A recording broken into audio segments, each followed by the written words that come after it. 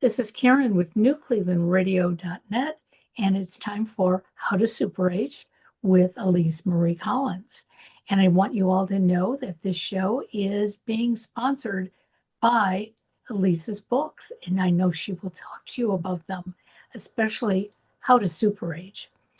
Please provide us with any information that you want to share with us at newclevelandradio@gmail.com, and we will consider your ideas and your thoughts for future programs. In the meantime, I want to introduce you to Elise. And Elise, you have a phenomenal guest today, so let's just get to it. Thank you so much, Karen. Yes, and I also want to mention your coaching business, which is Yes, I Can Coaching, another one of our sponsors. And they work very well together. How to Super Age is a book that I wrote all about aging and inspirational. It includes tips and tricks and inspirational stories of what I call super agers. And there's different definitions of what a super ager is. Um, I make up my own definition. I think anyone can be a super ager, living life to the fullest. And that's what we talk about on this show, how to do that, how to be in the right mindset, how to set up your daily routine. And it's something that anyone can do. There are so many ways to super age. I think that's what gets left out of the news. We read something or we hear something, oh, I've got to do this today. I've got to take, all my fish oil supplements, or I've got to do this.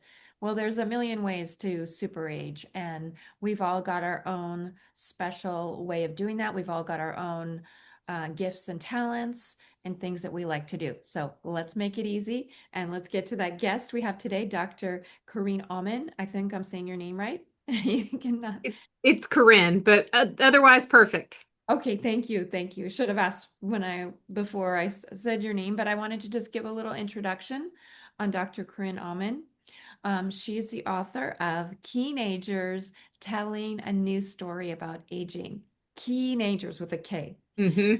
At the heart of Dr. Auman's contributions lies her groundbreaking book, Keenagers, Telling a New Story About Aging. We hear it a couple times, so you can look it up, and you've got that title. Through this transformative work, she challenges prevailing narratives about aging and presents a fresh perspective that empowers individuals to embrace their later years with enthusiasm and vitality. Dr. Auman's unique blend of academic expertise and real world experience shines through in this book, making it an essential read for anyone seeking to redefine their understanding of aging. So I can't wait to dig in, and I'd love to hear how you got into this work, Dr. Sure. Corinne. So, my day job is as a care manager. So I run a company where we help people figure out how to care for their aging loved ones, because most of us kind of get thrown into that caregiving role and go, "Oh gosh, I don't know anything about this," and they need help. But that process, when I started my business, I really thought, this is very naive of me, I really thought I was going to be working with 40-year-olds who were caring for 70-year-old parents. No. I am working with 70-year-olds who are caring for their 90-something-year-old parents. And that whole experience of seeing how different the process of aging was than my stereotypes would have taught me, would have shown me. Like my stereotype was that those 70-year-olds were the ones who needed care, and that I was really wrong. And I'm fully willing to admit just how wrong I was. And it's really interesting too because my background is in gerontology. I have a degree in adulthood and aging. I thought if anybody knew what this was going to be like, it would be me. And I was really wrong. So that's how I came about writing the book because it's really, and I love what you were saying about your book. I think they probably complement each other quite a bit. because I don't talk about people as super agers. I talk about them as keenagers with a K, because the definition of keen means highly developed or having a really strong interest in something, like you're keen on it. And I think that is an excellent description of older adulthood today. These are people who are really interested in life and continuing to engage and have purpose and meaning and be productive in different ways. Maybe they don't want to do the same thing they were doing for 30 years as a career. Great. But they're not ready to retire and like sit on their front porch and watch the world go by. It's a really different experience to grow older today than it was for your grandparents. And there's this huge disconnect between the actual aging experience and the stereotypes that we as a society hold about aging. Wow. I love that. I just want to highlight a couple things you said. One is the huge disconnect, Mhm. huge disconnect. And that's really what this show is about, I believe. I have a story in my book. I don't know if you've probably seen an image of Iris Apfel. She's she's no longer with us. She died. I think she was in her past 100, and she's like a style icon. She's that lady with Oh, these yeah, big yeah, yeah. black glasses. Yeah, Mhm. everybody nods their head. They've seen her before. Yep. She was all about fashion and being Mhm. stylish, and she had some a really funny quote that I have in my book. I she's one of my stories, and she talked about like, I don't want to be retired and paddling a canoe in a lake, because that's what you see in a lot of brochures. There's some Right. some Right. older adults in a canoe And paddling. they're always smiling. They're always like, I don't know about you, but when I paddle the canoe, I'm not sitting there going with a Yeah. giant grin on my face, right? Usually you're sweating and you got the life jacket on, the whole thing. Right. Yeah, back to the huge disconnect. That's another Mhm. one. Paddling is hard, but maybe that's a good metaphor. Paddling is what we're doing as we're aging. We do have to put in that, that active work. Hmm. We can smile, but we might be sometimes grimacing. I love your title, and I love what you've said so far. I also have a degree in gerontology, and I'm just curious, just for me, for my own uh questioning, or just curiosity, I guess that's what I'm looking for. Where did you study gerontology? So when I was going through grad school, there really weren't gerontology programs. So my degree is actually developmental psychology. And then when you do developmental psychology, you have to pick an age group, right? Like you can pick kids, you can pick adolescents, or you can pick adulthood and aging. And I did adulthood and aging. And so, and then as a academic, I have taught in a couple of different gerontology programs because those things exist, Yeah. which they didn't when I was in grad school. Interesting. Yeah, yeah. That is very interesting. Yeah, maybe for the exception of Leonard Davis. Yeah, yeah, it Yeah. wasn't common. Let's put it that way. Yeah. Like it wasn't No. just everywhere. Yeah. Yeah, I have this funny story. I had no clue. I mean, a lot of people still don't know what gerontology is. Maybe you could define it, but I just want to tell a quick story, which is all about that, because I was taking my son to look at colleges, and we went to USC because that's where my brother went to college, and we were just walking around informally, and we walked by the gerontology building, and I was like, what is that? I mean, I just felt like I still feel this, gravitational pull. I was like, what is that about? And I know my brother and my son know me, and I get easily distracted. I'm not not diagnosed with ADD, but I would be like, see you guys later. But I was like, okay, I've got to rein it in. I'm here for my son. This is a fan, this is about them. But I was so drawn to it. And I later ended up studying there, but I didn't know what it was. I was just like, I want to go to that building. And it was just the weirdest visceral thing. Um, Interesting. yeah, the universe was speaking to you in that I moment. think You so. you belong here. But yeah, no, so gerontology is just the study of aging. And which I also think is a little funny because when we say that, we automatically think it's the study of older adults, which it is. That's what the field is. But I mean, we're all aging, right? Like from the moment we are born, we are aging. We just call it growing up at first, and then somehow it switches to aging per se. But that's we're older at the end of this podcast than we were when we started. So this is aging is not something that just happens to old people. It is happening Exactly. to all of us. And that is a good thing because the alternative is that you stop aging and that process, means death and that's not what we generally want. But yeah. I love that. I think I might have to steal that. We're older at the end of this podcast. Yeah, That is classic. exactly. I mean, we are. And people, it's funny, I will say that like in presentations and things and people all just kind of go, "Oh." Like, and it's like, guys, this is not, this is always happening. It doesn't just happen on your birthday, right? And that's a good thing, right? We're constantly growing and changing and evolving and aging all at the same time. I love that because you're really speaking to that gap there, that huge disconnect, Hmm. right? When you say that from the get-go, that's what that quote is all about. And I thought of something else, but now it just flew out of my mind. I think, yeah, I'll come back to my thought. But Sure. did you have something to say, Karen? You're smiling.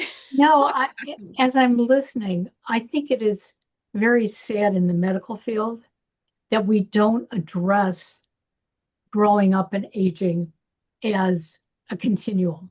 Hmm.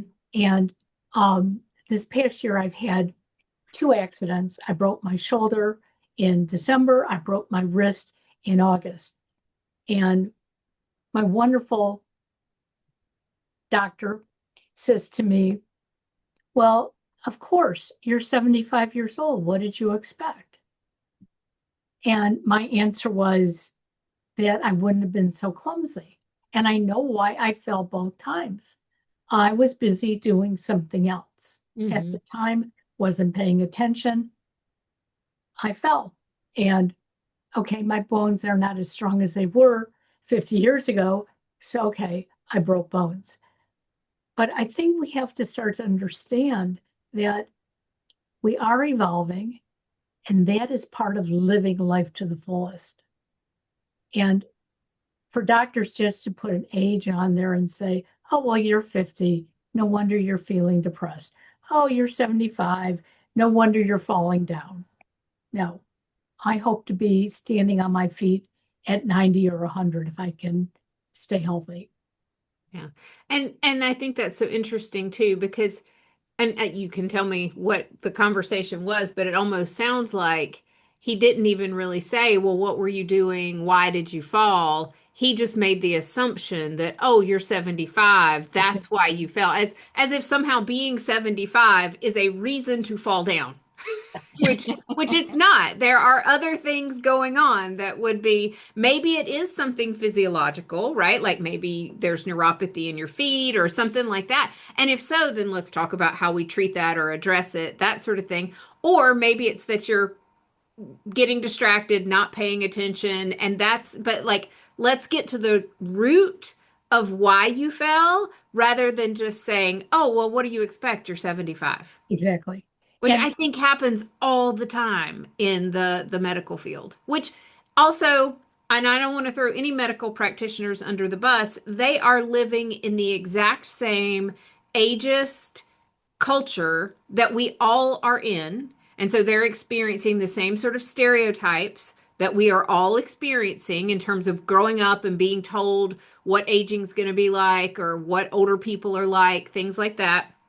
And we do not offer geriatric training to our medical professionals. They get very little, if any, exposure to geriatrics. Everybody is required to do a pediatrics rotation, even if they aren't planning to treat children.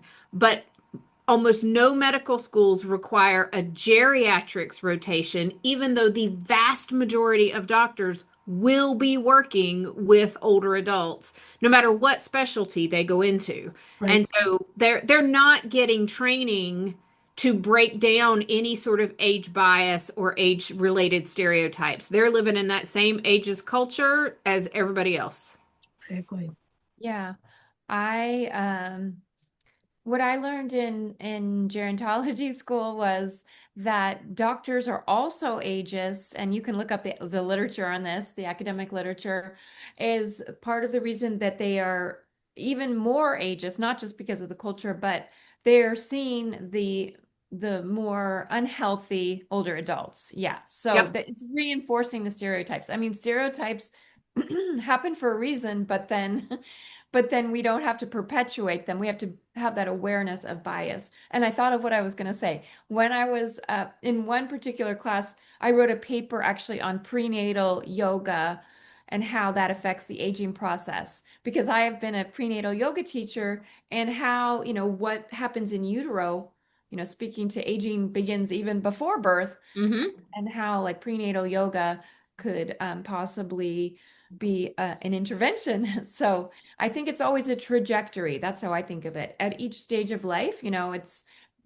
a way to just slightly shift our trajectory uh, for aging, and we can do that at any age. It's like planting a tree. When's the best time to plant a tree? 10 years ago or today?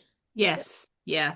And I'm gonna switch back on you to the doctors see the worst of the worst. That's just it. Like if you are aging in a healthy way and you don't have a lot of chronic conditions and you're exercising and you're taking care of yourself, the doctors are never going to see you.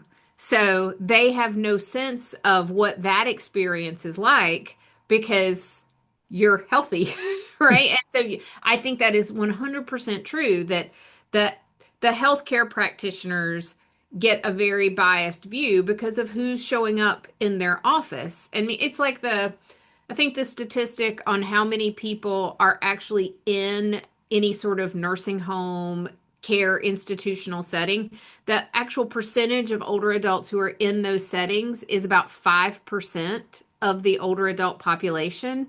But if you just go out and ask people, do you think what percentage of older adults you think are in a nursing home, assisted living, things like that? People think it's like 80%. They think everybody ends up in some sort of institution, and that is absolutely not true. The vast majority of us don't. You may need care, you may need short-term rehab, you may need different things at different times, but the majority of us don't go into long-term care and live there for years and years and years. Yeah, absolutely. Good point.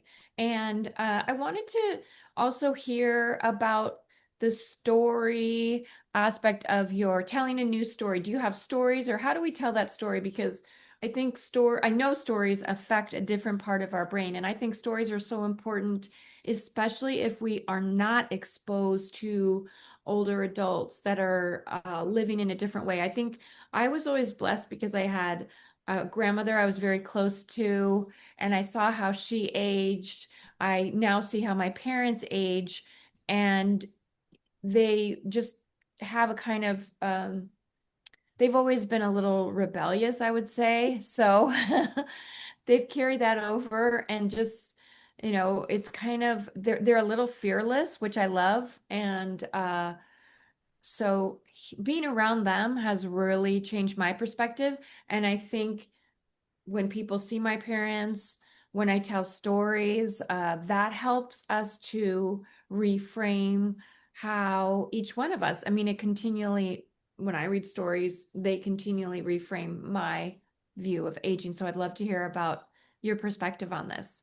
Yeah. So, in my book, I think a lot like your super agers, my Keenagers, I'm telling stories of people who are doing this well, right? Who inspire me, who are people in my life that I go, okay, I want to grow up and be like that. I want to have that kind of aging experience. And the point I really want to make about it, I think sometimes we do make hear stories about older people. I see Ernestine behind Karen in her picture, who in Ernestine the weightlifter, and we kind of but we tell stories like that sometimes. Excuse me, and we think that they're a one-off, right? We think that they are somehow different or the exception from the way most people grow older. And the story I want to tell in Keenagers, I do tell. I have several interviews with older adults who are not exceptional in really any way other than they are growing older, doing things they love, passionate about their experiences, starting nonprofits, caregiving, volunteering, still working, whatever they're doing. And the story I want to tell is that that is normal, right? That they are not exceptional. That is that we should all be looking forward to that sort of experience as a normal part of growing older. We should all be planning to be a teenager, to be in our 60s and 70s and 80s going, okay, what am I going to do today that's going to bring me purpose and joy? And I'm going to want to get out of bed. I'm not going to just sit on my rocking chair. I'm not going to, I think there's the stereotype I always had was that people like are in their recliner watching The Price is Right. and and that is just not the case. And that's the new story I want to tell. And I do that with a lot of examples of those individuals. And then also, kind of telling people what if you want to have a really good aging experience, here are the things you need to do. Here's the plans you need to make. Here's the paperwork you should be doing, like all the little steps along the way that help us get there. Because it doesn't just magically happen. We do have to kind of plan and prepare and take care of ourselves and stuff like that. I love that. I think that what you just said is so important. Stories of, I don't want to say, well, there's extraordinary, ordinary, and we're all again, unique individuals. I particularly like some of the dramatic stories. I know sometimes, uh, especially when I was studying gerontology, there was a little bit of pushback for telling, oh, the person that's, 95 and running a marathon, don't talk about them because that's going to make everyone else feel bad. I disagree with that Yeah, me particularly too. because I think to me, it's like Steph Curry. I mean, I'm in the Bay Area. I'm a Warriors fan. Steph Curry is an amazing basketball player. He's very humble.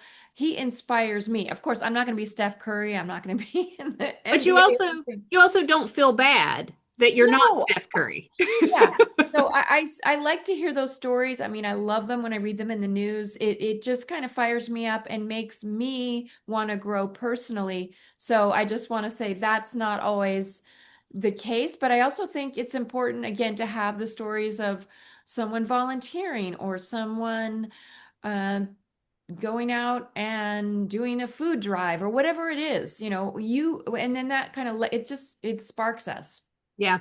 And it's just so common now. And I think we we don't recognize, and I think part of it is that because of ageism, people don't talk about their age. And so you may not even realize that that person you're working with at your job is 71, right? That they're still working and active because you don't talk about it. Or you may not realize how many people are around you that are doing these things on a day-to-day basis. When I actually wrote my book and it came out, my husband and I had a conversation about someone who works in his office, and he kind of went, I have no idea how old she is. And I said, well, and she probably doesn't really want you to know because if you knew her actual age, that might change how you see her or how you view her, especially for women. I think it's worse in terms of ageism. And he was like, well, and it doesn't really matter. I was like, no, it doesn't. She's there, she's doing the job. Great. But it was so interesting that all of a sudden he went, I wonder how old she is. See, that's a conversation that we all have to be having, that your age does not have to define you. Right. Now, I was in corporate America, and at the age of 58, due to a medical issue, I had to wear hearing aids. I was losing my hearing due to a tumor in my ear. And once that happened, I was wearing the hearing aids. Everybody started suspecting, how old are you? What's wrong with you? Are you going to be able to do your job? For 2 years from that point on, I did my job as well, if not better, than I had previously. And yet, it was corporate America who said to me, don't you think you should retire? And when I said no, they said, well, there's the door. I didn't choose, they chose it for me. Yeah. Now, my first feeling was, what am I going to do? I'm going to come home and who's going to hire me? But instead, I started looking for places that would accept me. Hmm. But I was verbal at that point. This is how old I am. And yes, I do wear hearing aids. And it's not a disability, but sometimes it's a challenge and Yeah. changing those words around. But my age group remembers our grandparents sitting on the front porch on that rocker. Hmm. We don't want to be like that. Yeah. And the generation after us doesn't want to be like that. So, because of the two of you and what you've written out there and what you're doing on a regular basis, we got to keep this dialogue going, that it's okay to keep looking for that next thing. I don't care if you're 80 years old and tomorrow you decide you want to go skydiving. If you're healthy enough to do it, go do it. I won't because I'm afraid of heights.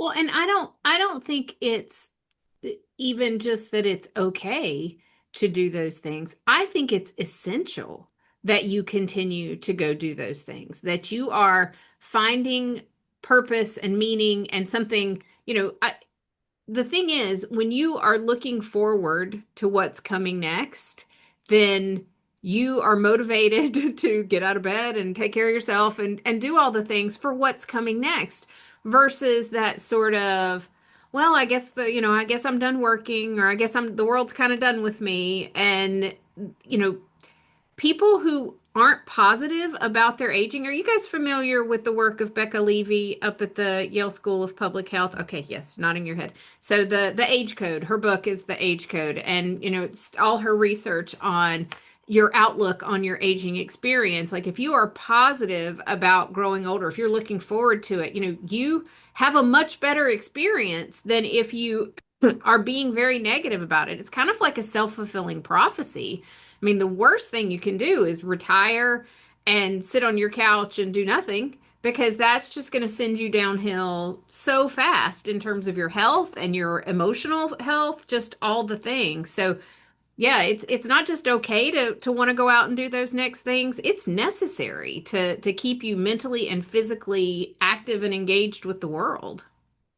I love that. And I think what you both are bringing up is something that is so important that we need to sometimes uh, do a lot of reflection and a lot of inner works to do like the word that the phrase it's like from the rapper Too Short says get in where you fit in, get in where you fit in. And we've got to do that because sometimes, like you say, people are going to kind of push you out. They don't have the information knowledge, and it's a heavy lift.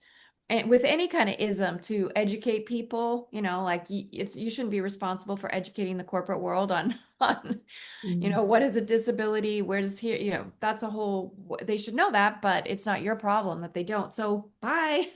And I'm going to find somewhere where I fit in, that I can grow, that I can learn. Because I see too many times people resigning. Well, I think I'm too old to work at YouTube. I think I'm too old to do this. And I think the issue is don't say I'm too old. Maybe I'm done with it. I'm bored with it. Or yeah, maybe I do actually want to move on or want to try something different. Or maybe I should just do it over here. I can start my own gig. Just be clear on what your purpose is. As you said, Corinne, I don't know if I should call you Dr. Corinne or Corinne. Fine. Both are good. What lights your fire? What gives you that spark? Because we need the spark, and then we do we need to I keep thinking of the canoe. We do need to keep rowing that canoe, keep ourselves in shape. That's where my yoga practice really helps me because I want to be physically fit because I know it is tiring and it is not tiring, but I know that I need to keep my physical vessel in the kind of shape to live this life because life is going to keep lifing. So anything else on along those lines of like how do we continue? How do you have any particular way that you guide clients or you have some stories about how someone has navigated pivoting, because pivoting is a big part of aging. How do we get out of that corporate career but still stay with our passion? I think this a moment ago, you kind of said, how why am I doing this sort of thing too? So I think there were two questions in there. But I think they're related. I mean, having this job that I have where I am working with older people and even older people as they go through the aging process is one reason because I see I people don't typically call me when things are going well. They call me when the you know what is hitting the fan. And so I see the consequences of not taking care of yourself, not planning for your aging process. I mean, I see what happens when people don't, but I also see what happens when people do, because a lot of times when things are not going well, those adult children who are in their 60s and 70s, they're going, oh, I am not doing this for myself, right? Like they are learning the lesson and they're going, I am going to totally do this differently. I'm going to plan, I'm going to do all these things. But it's my own journey too. I just turned 50 this year, and I experience a little ageism in this field because I get people who go, "Well, you're not old enough to really care about ageism." It's like, Yeah. okay, so we should all care about ageism because we're all aging. And I hope to be an older person, to be a teenager, to super age, to do all those things, right? So I should care about it. You should care about it too. And it's so it's my own journey, right? It's my own path forward. And if I want to have a great aging experience over the next several decades, then I have to care about how older people are being treated today. Because if nothing changes, right, and we still have these negative stereotypes and people are still losing their corporate jobs and they're getting biased in healthcare, well then that's my future, right? That is what is coming for me if I don't work to make it better. And so that's the fire in my belly for it, because I think the more people we kind of open their eyes to it. I mean, once you start thinking about ageism, you see it everywhere. And you even hear it come out of your own mouth. I mean, sometimes the things I say and then I go, what did I just say? I have this story. I had a set of headphones and I was trying to get them to connect to my phone and it wasn't happening. And I was like, oh, these are my old headphones. They're just tired and cranky. And my husband looked at me and he said, You you know that's ageist, right? And I was like, like, okay. But it's that, I mean, just those phrases and all the things we say, and once you start paying attention, it's just everywhere. And the more people that I can get to pay attention, I think the better likelihood we have of changing this overall story. If I can just make you question it to go, what is ageism? What's the harm? And then I mean, I always say that fighting ageism is an inside job. You have to start in your own head. What am I saying to myself about my age? What am I saying when I look in the mirror and I see I've got some wrinkles or gray hair or whatever it is? You know, figuring out how to fight that own internal dialogue is the first step. And then we can worry about fighting it with other people and the system as a whole. It's interesting. My youngest son is very aware of ageism because what happened to me and also what happened to my husband last winter. He was let go, but before they let him go, they actually had him hired to train the person who was taking over. And he sort of knew what he was doing, but he wanted to be the good guy and do things right.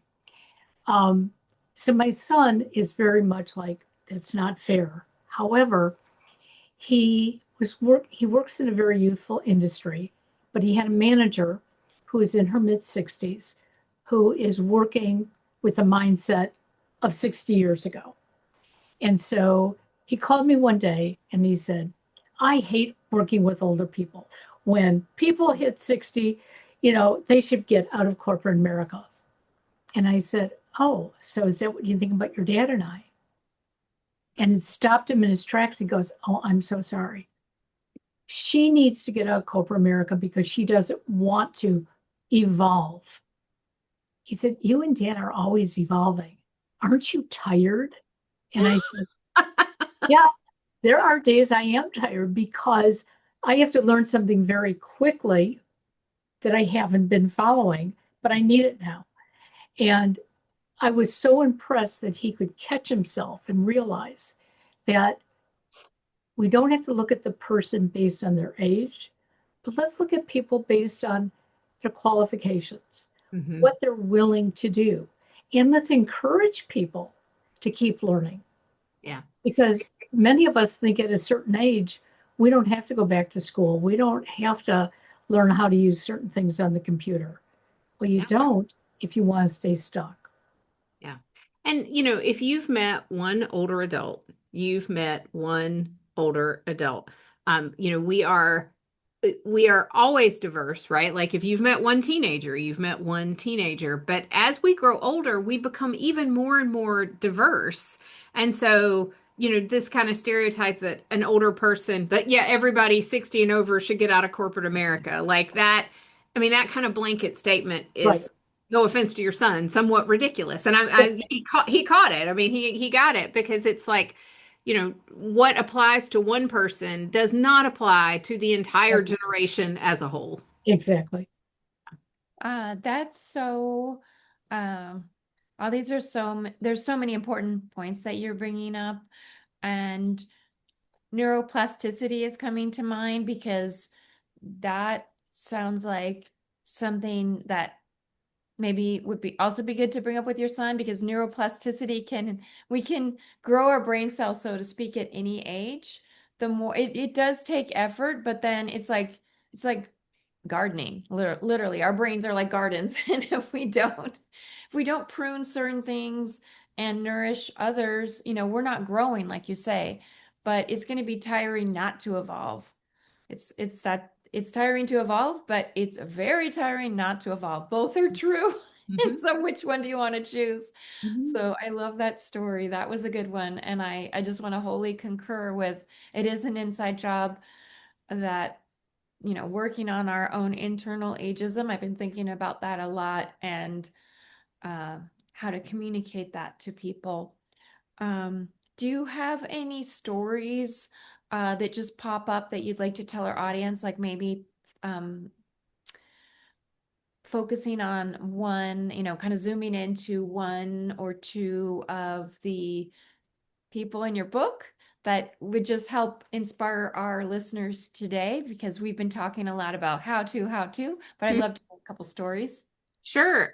One of my favorite stories, and which may be helpful to people too, is a woman named Frances Hall.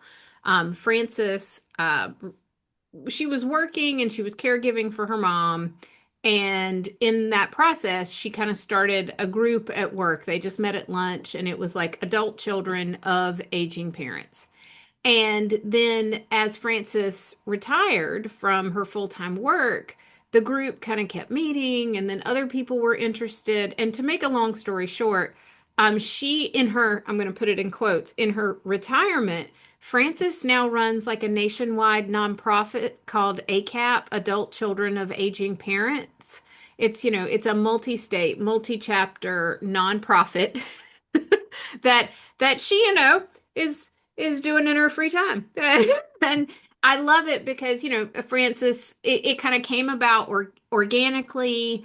And of course, this is a passion project because she, needed the help herself, and she sees how much other people need the help as they care for aging loved ones.